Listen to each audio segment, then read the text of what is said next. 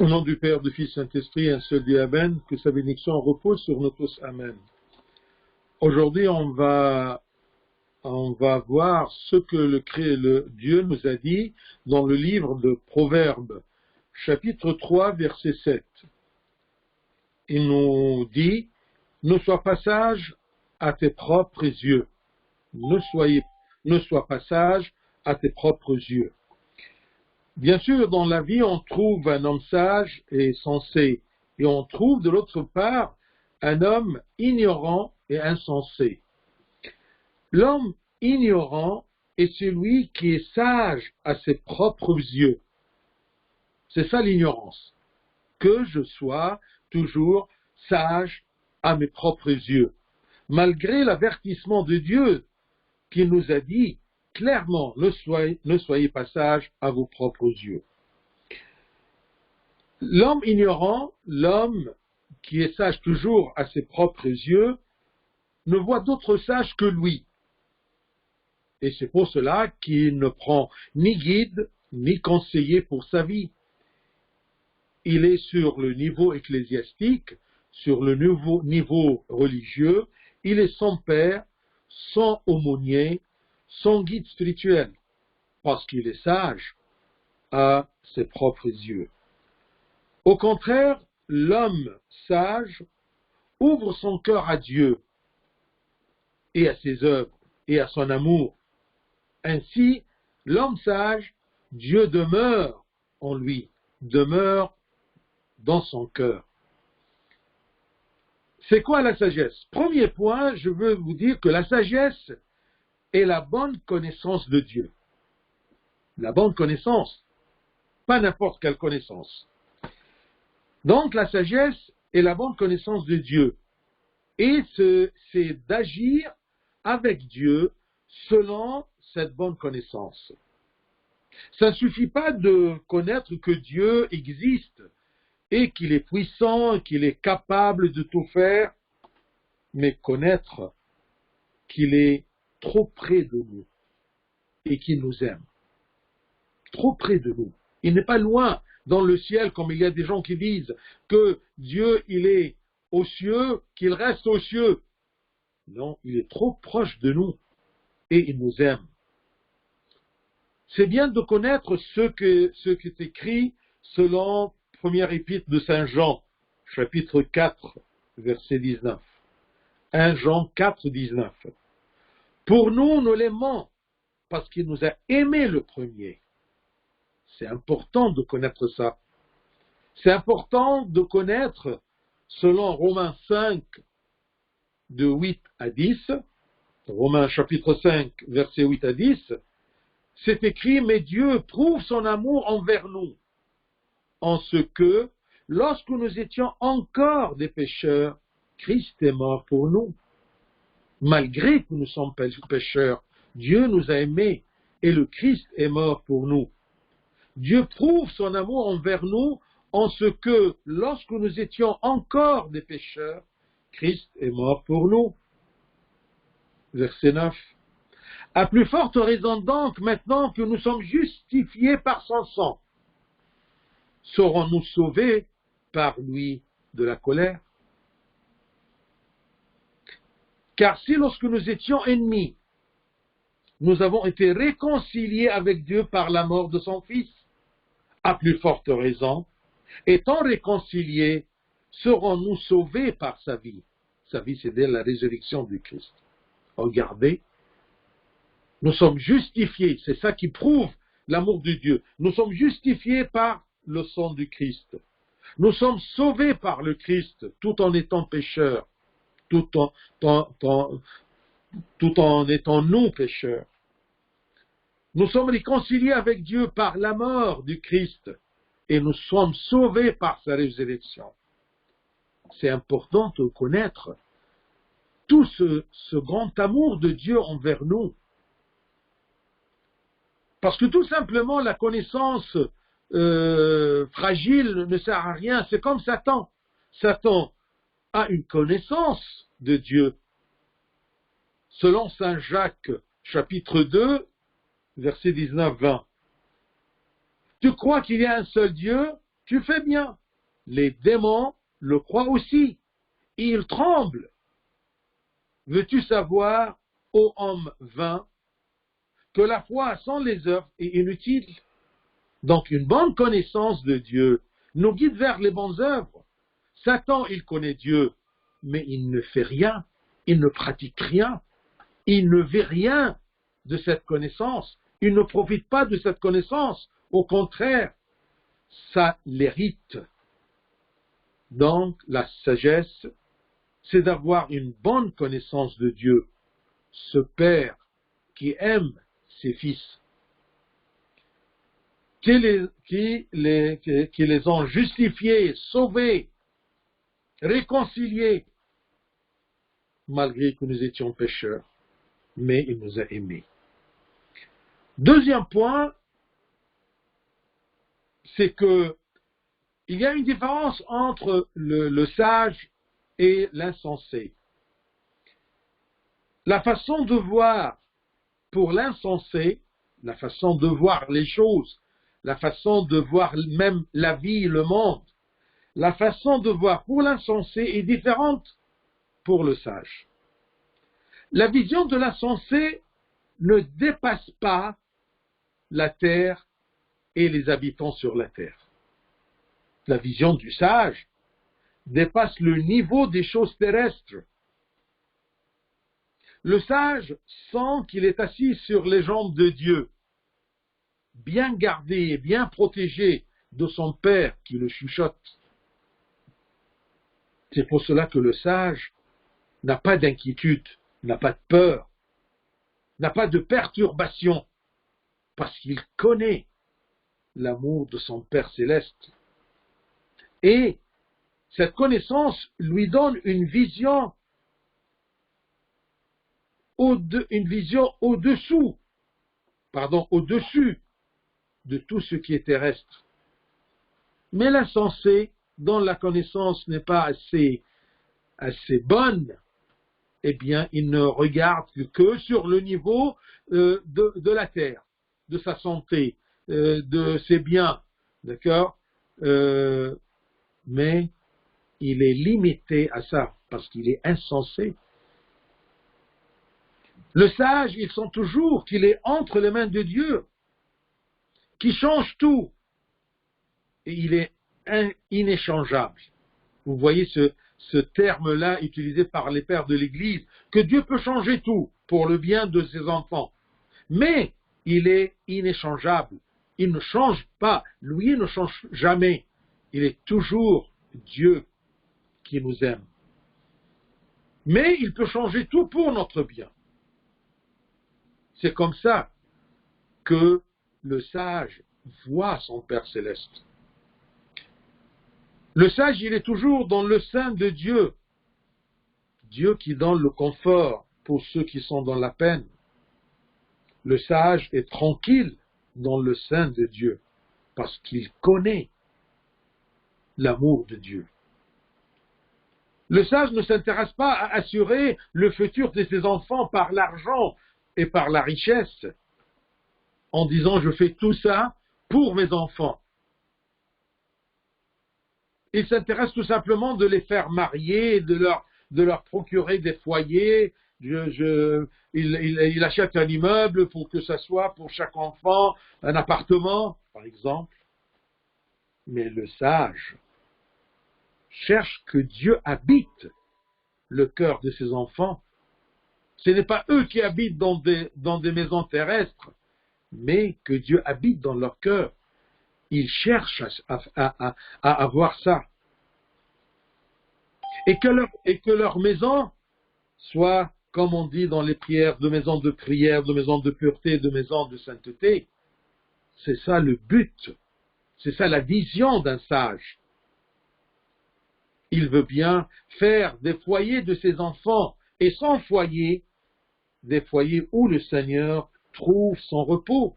Ça, c'est un homme sensé. Ça, c'est un homme sage qui connaît le plaisir de son Père spirituel, de trouver une place, d'accord, pour son repos dans le cœur et dans les foyers des gens, parce qu'il est trop proche de nous. Il veut vivre parmi nous. Une bonne descendance, c'est comme exemple, par exemple, j'ai eu comme ça une petite mémoire à propos de Sainte Véronia. Sainte Véronia, c'est une jeune fille qui a préféré de mourir que de se souiller par le péché avec le roi. Elle était trop belle et le roi l'a obligée tout simplement de se marier.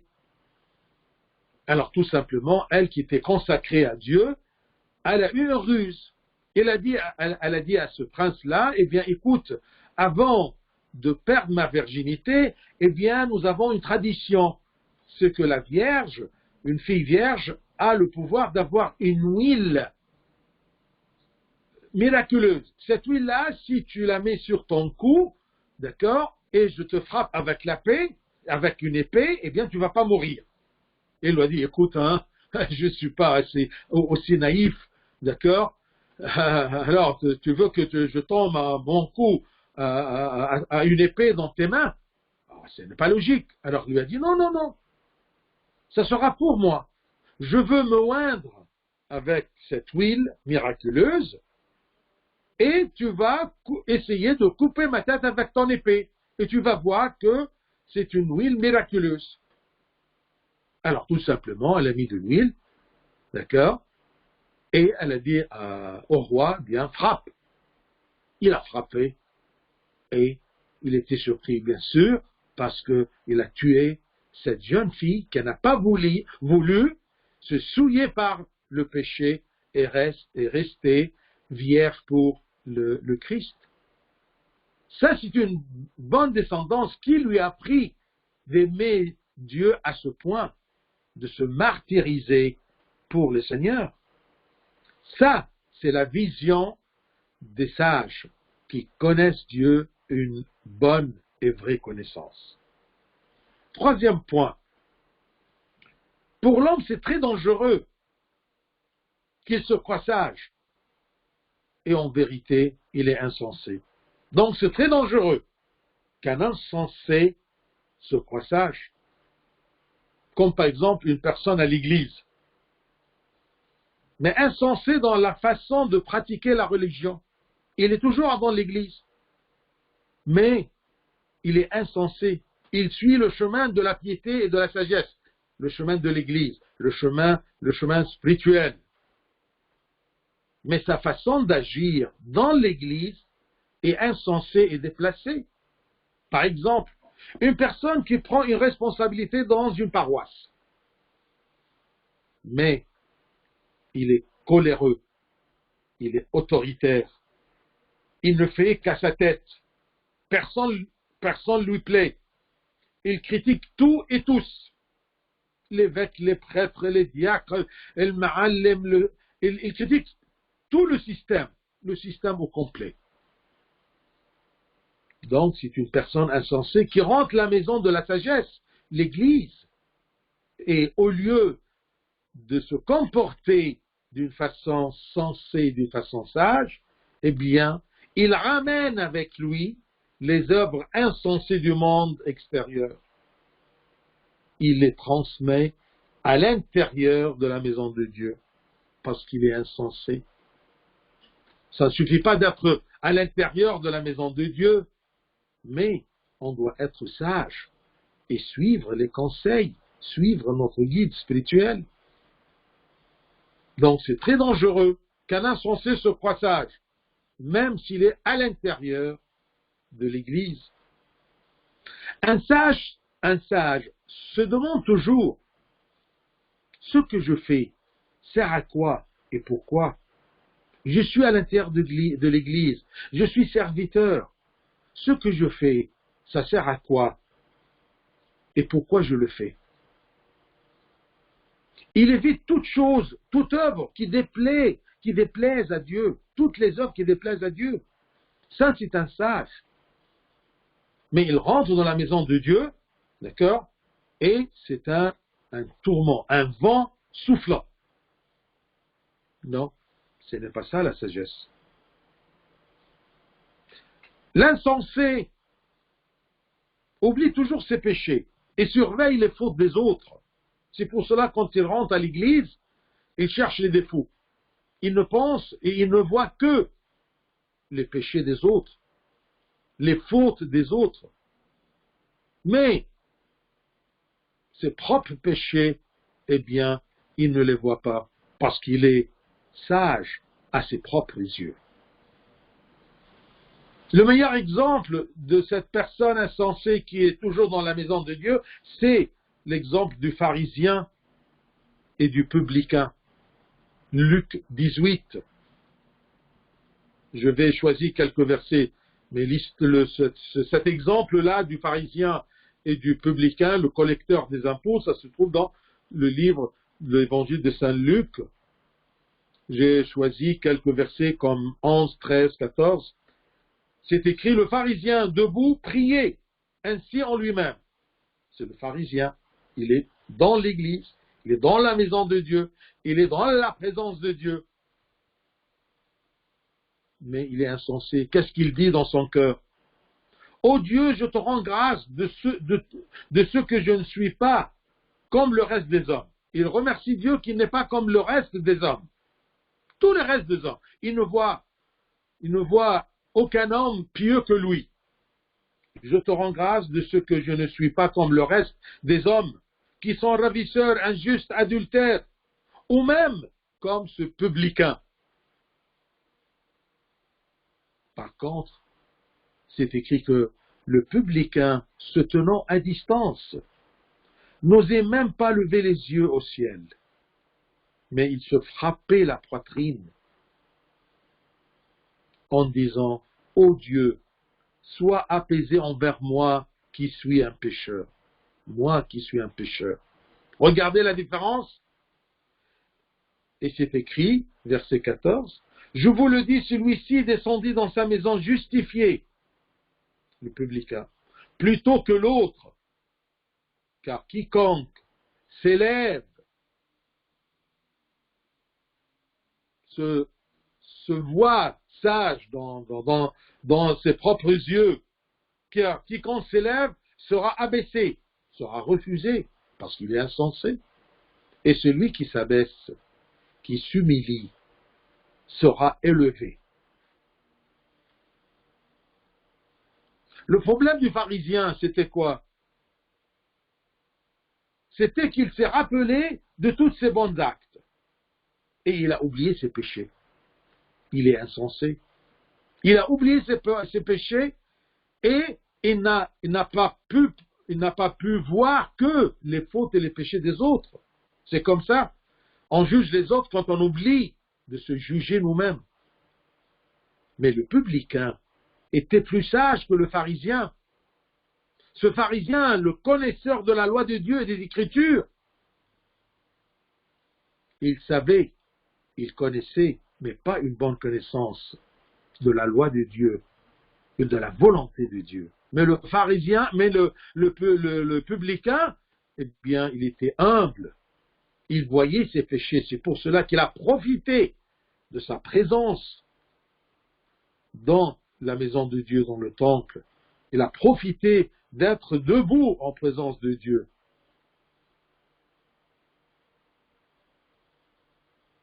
Et toujours, l'insensé, quand il donne de ce qui lui reste. S'il lui reste. S'il juge que ce qu'il a, c'est trop, mais jamais. Donc l'insensé donne de ce qui lui reste. Et s'il donne, il ne sera jamais content. Il donne, mais malgré lui. Parce que sa sagesse terrestre lui montre qu'il a besoin de tout. Il ne reste rien pour Dieu. Ça ne veut pas dire tout simplement de l'argent, mais même, il ne donne pas à Dieu du temps. Il ne donne pas aux autres une aide. Il doit profiter toujours. S'il donne un service, il veut bien avoir de l'argent ou d'intérêt retournant. L'insensé aussi, il est toujours pressé dans ses jugements. Il juge avant de chercher et avant de se renseigner. Donc, évitez l'insensé, parce qu'il ne ramène que des conflits.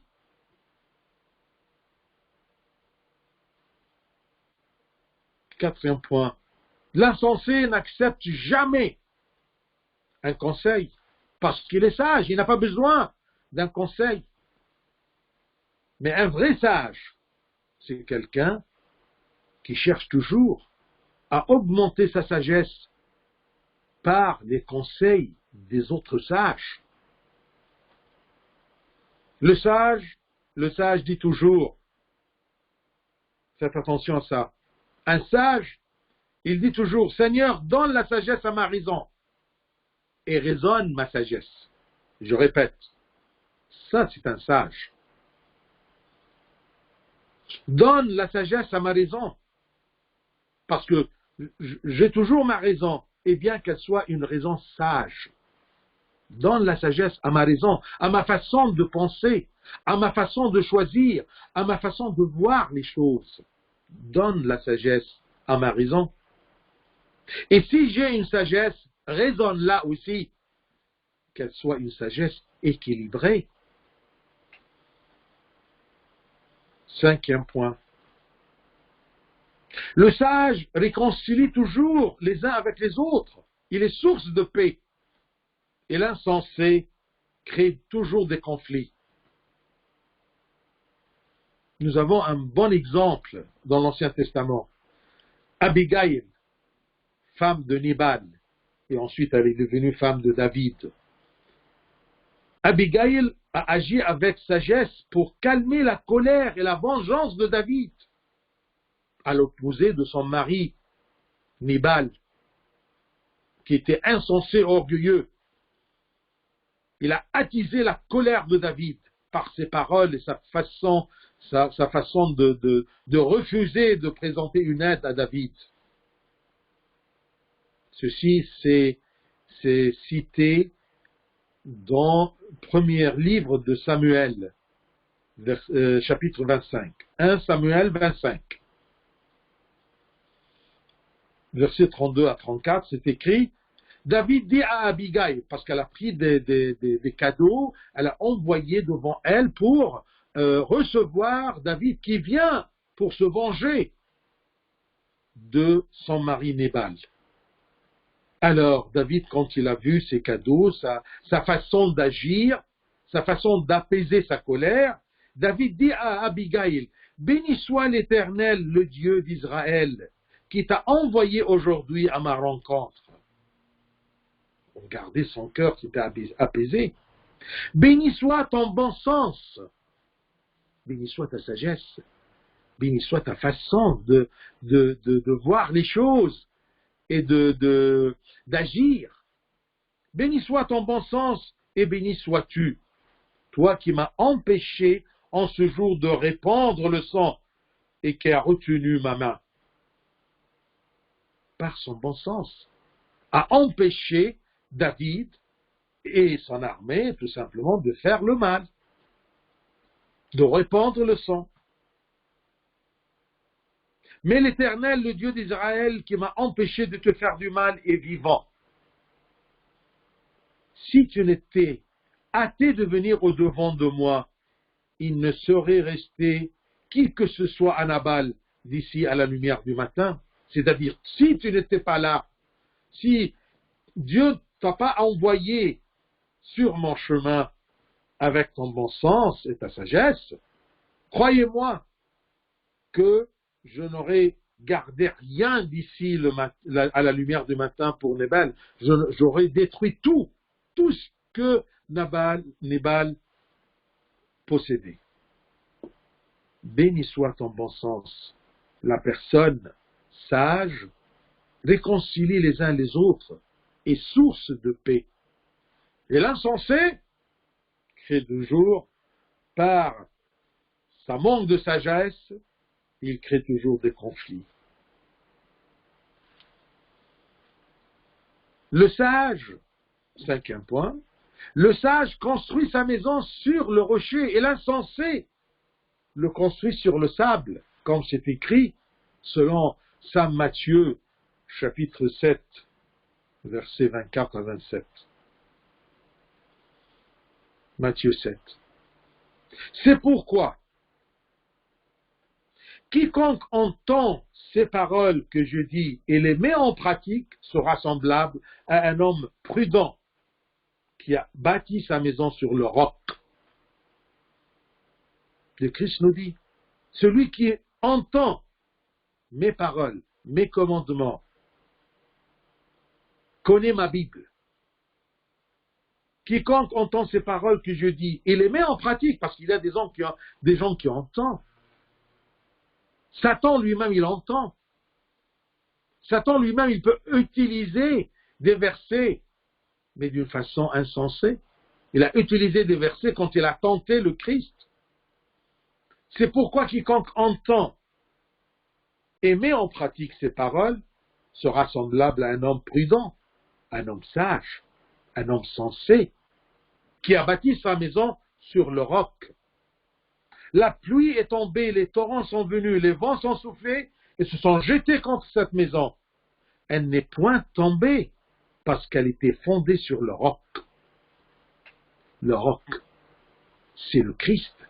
Le roc, c'est la parole de Dieu. C'est la sagesse qu'on acquise de la parole de Dieu et de la sagesse de Dieu et de l'Esprit de Dieu, l'Esprit de sagesse.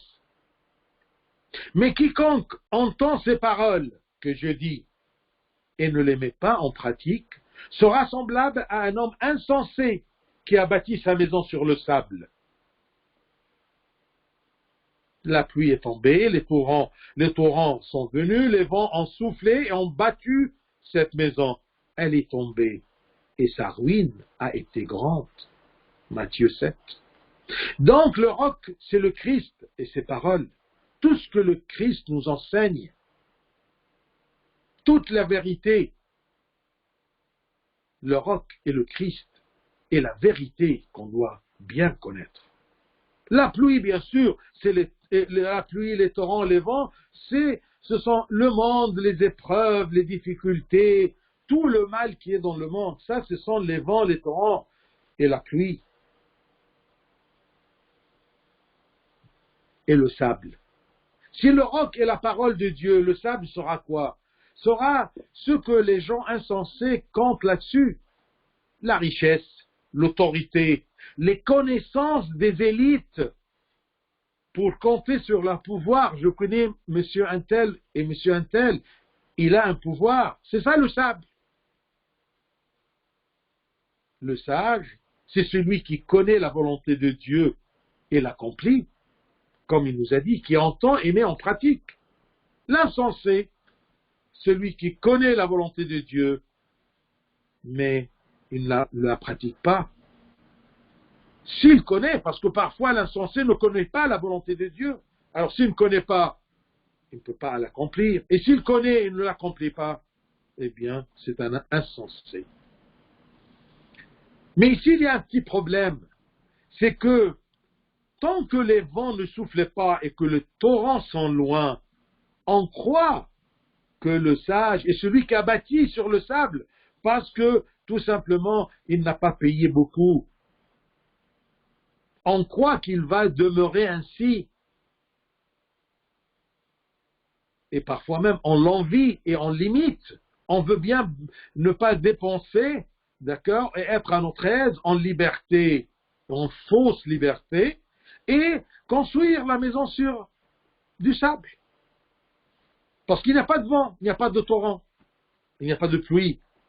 Mais ce calme n'est jamais pour toujours. Attention. Un des pères, il a dit, la maison de l'insensé sur le sable. La maison de l'insensé sur le sable, peu importe elle s'élève, elle se ruine et disparaît. La maison de l'insensé sur le sable, peu importe elle s'élève, elle se ruine et disparaît. Même si elle se lève et elle se tient pour un moment, mais elle va se ruiner et elle va disparaître. Parce que sûrement, il y aura du vent, il y aura de la pluie, il y aura aussi des torrents. Donc, un sage construit sa vie, construit sa façon d'agir, se construit et construit son foyer et sa famille sur le roc, sur la parole du Seigneur, non pas sur les choses terrestres. Sixième point. C'est écrit que l'insensé meurt dans sa méchanceté, même c'est écrit qu'il meurt avant son temps. Dans le livre d'Ecclésiaste, chapitre 7, verset 17, Ecclésiaste, chapitre 7, verset 17, c'est écrit « Ne sois pas méchant à l'excès et ne sois pas insensé. Pourquoi mourrais-tu avant ton temps ?» Comme nous avons un exemple, Achab le roi et sa femme Jézabel, et le pauvre Naboth, d'accord, qui était victime, parce que Achab le roi, il avait beaucoup de propriétés, mais il a envié le petit terrain de Naboth. Alors, Naboth, il a refusé de lui vendre. Il était attristé par ça. Alors, Jézabel, qui comptait toujours sur ses ruses et sa sagesse et sur sa beauté physique, eh bien, elle a commencé à monter un complot pour tuer Naboth. Et à ce moment-là, eh bien, son mari, Achab le roi, il a mis la main sur le terrain de Naboth. Alors, cette Jézabel, cette méchante Jézabel, eh bien, elle est morte dans son péché et dans ses ruses, malgré l'avertissement de l'Éternel. Regardez ce qui est écrit dans le premier livre des rois, chapitre 21. J'ai choisi quelques versets pour ne pas dire tout, mais je vous invite à lire le chapitre 21 dans le premier livre des rois. Tu lui diras, ainsi parle l'Éternel, n'es-tu pas un assassin, un voleur? Ça c'est pour Achab. Et tu lui diras, ainsi parle l'Éternel, au lieu même où les chiens ont léché le sang de Naboth, les chiens léchera aussi ton propre sang. Et l'Éternel parle aussi sur Jézabel et il dit, les chiens mangeront Jézabel près du rempart de Jizréel. Celui de la maison d'Achab qui mourra dans la ville sera mangé par les chiens. Et celui qui mourra dans les champs sera mangé par les oiseaux du ciel. À cause de leur méchanceté, Dieu va les punir. Ils vont mourir, même dans le lieu qui ont pratiqué le mal. 2 Rois 9, du 30 à 37. Mais je vais choisir un verset. Alors, Achab, vous voyez, il lui a dit que les chiens vont lécher ton sang, ou les chiens ont léché le sang de Naboth. Et celui de ta maison qui mourra dans la ville sera mangé par les chiens, et celui qui mourra dans les champs sera mangé par les oiseaux du ciel. Mais pour Jézabel, c'est écrit qu'il y a des gens, ils allèrent pour l'enterrer, parce qu'elle était fille de roi, mais ils ne trouvèrent d'elle que le crâne, les pieds et le paume des mains. Le crâne, les pieds et le paume des mains. Le reste était mangé par les chiens. Et dans le deuxième livre de Rois, chapitre 9, vous allez voir qu'on l'a jeté d'en haut, d'accord, et en descendant, son sang est coulé sur le mur.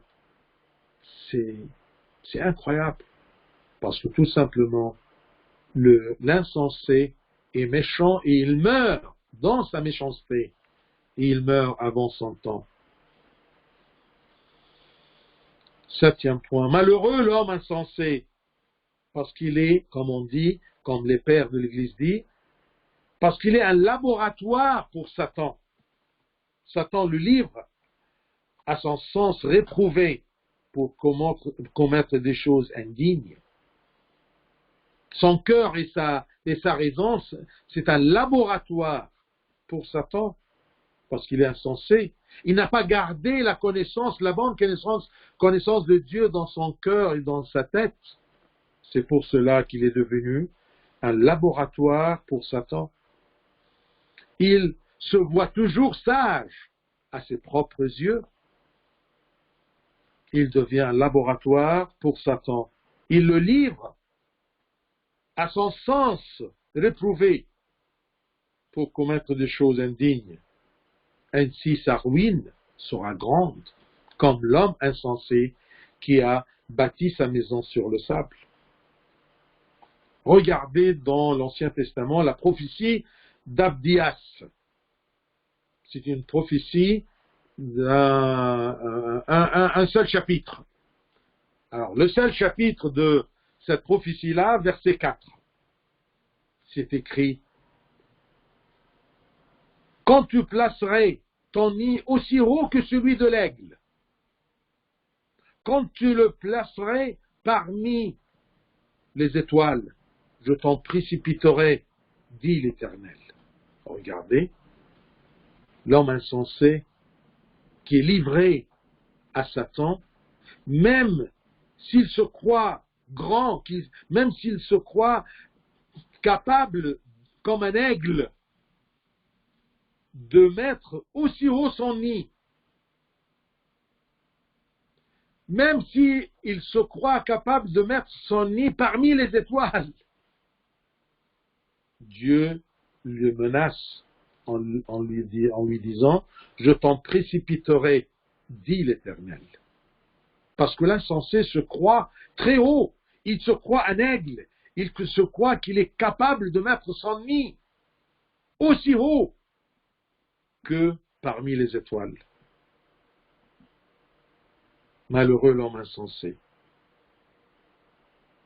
Dernier point, et rapidement. Comment l'homme insensé peut changer pour être un homme sage? 3 petits points. Premier point, qu'il se mette à couvert en Dieu. Il doit être conscient que en Dieu seul est son refuge. Personne ne peut le protéger dans ce monde que le Seigneur. Et protéger quoi? Protéger son héritage, son royaume. Un sage, il doit prendre le Christ comme refuge, comme David, psaume 61, versets 3 et 4. Il dit: car tu es pour moi un refuge, une tour forte en face de l'ennemi. Un insensé doit commencer à chercher son refuge en Dieu, qui est une tour forte. David dit, verset 4, je voudrais séjourner éternellement dans ta tente, me réfugier à l'abri de tes ailes. Il doit connaître ceci. Il doit chercher à vivre ceci. Un des pères, il a dit: bienheureux l'homme qui te connaît et ignore toute autre chose. Et malheureux celui qui connaît tout et ne te connaît pas, toi l'Éternel. Je répète. Bienheureux l'homme qui te connaît et ignore toute autre chose. Et malheureux celui qui connaît tout et ne te connaît pas, toi l'Éternel. Donc, pour être sage, je dois connaître Dieu comme refuge et comme tour forte pour moi. Deuxième point, vivre auprès des sages et être leur compagnon. Ça, c'est très important. Choisissez bien votre fréquentation. Et comment tu peux savoir un sage d'un insensé? Le sage te conduit toujours vers le bien, vers l'évolution. Il t'empêche de faire le mal. Ça, c'est un sage. Ça, c'est un ami sage. C'est lui qui t'aide à te rapprocher de Dieu. Celui qui t'aide à connaître Dieu, une vraie connaissance, c'est pas le sage. c'est ça que tu dois te rattacher à lui. Vivre auprès des sages. Même dans les Proverbes, chapitre 13, verset 20, c'est écrit, celui qui fréquente les sages devient sage, mais celui qui se plaît avec les insensés s'en trouve mal.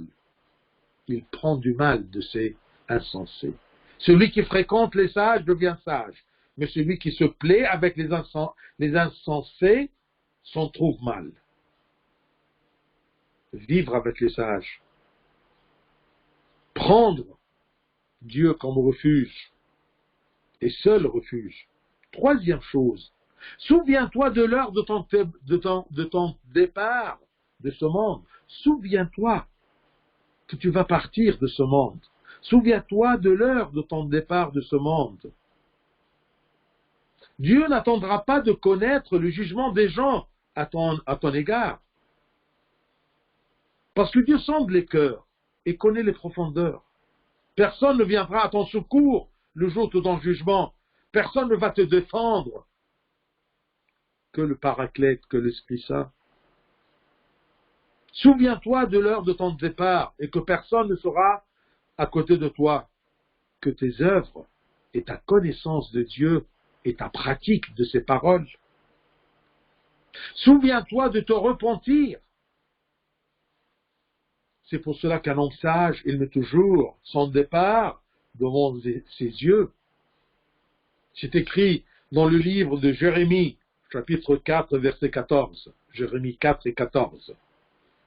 Purifie ton cœur du mal, Jérusalem. Jérusalem, c'est-à-dire chaque âme, c'est-à-dire chaque personne d'entre nous. Purifie ton cœur du mal, Jérusalem, afin que tu sois sauvé. Purifie ton cœur du mal, c'est le repentir. Afin que tu sois sauvé.